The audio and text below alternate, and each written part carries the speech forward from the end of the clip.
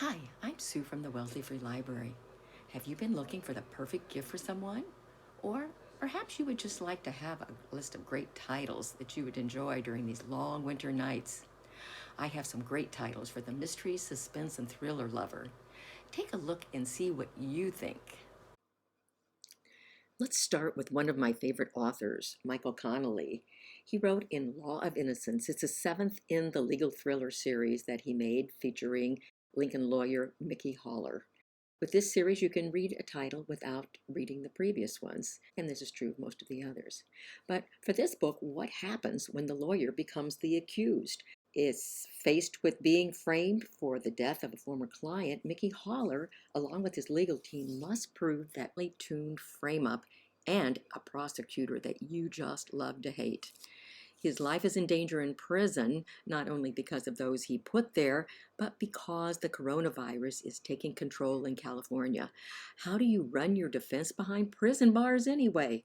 Little does he know that the stakes are higher than anticipated, and he is being framed by a much larger operation than even he can imagine.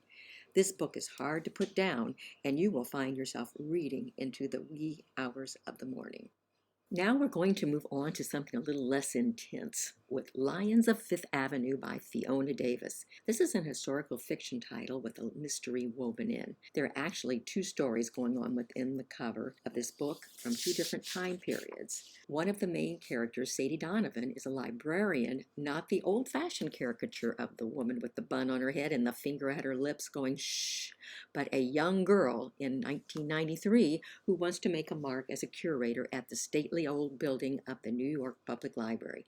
You know, the one with the lions, patience, and fortitude who sit on each side of the entrance.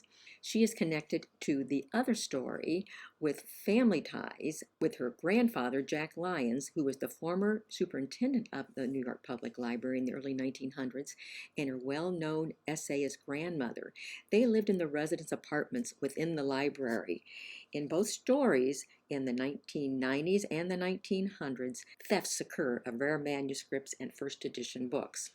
As Sadie tries to solve the mystery in the 1990s, she is also able to uncover lots of information about her family, particularly her grandmother, who always wanted to be a journalist and made connections with the radical feminist Greenwich Village Heterodoxy Club.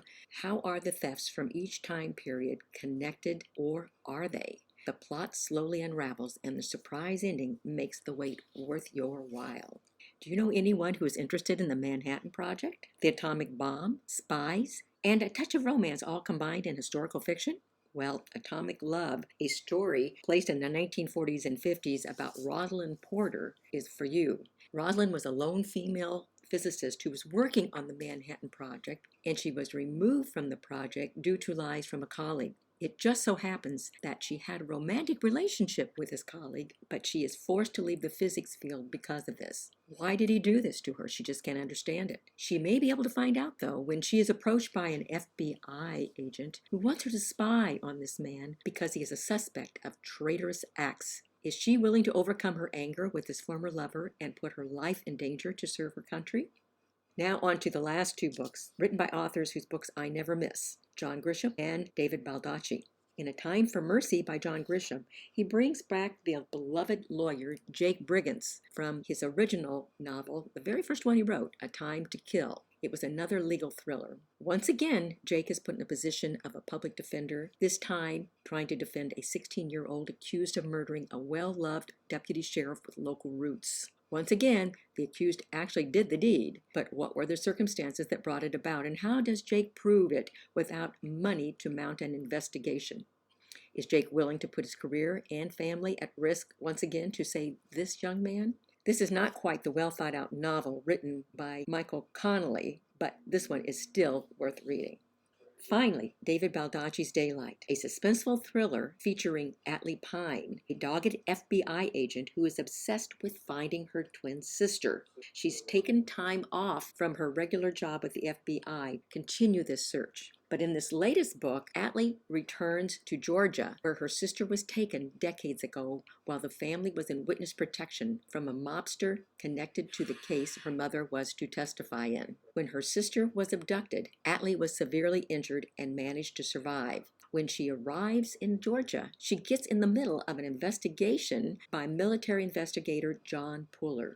The thrills come a mile a minute from then on as both Agent Pine and Puller become embroiled in global corruption, lies, deceit at the highest government level.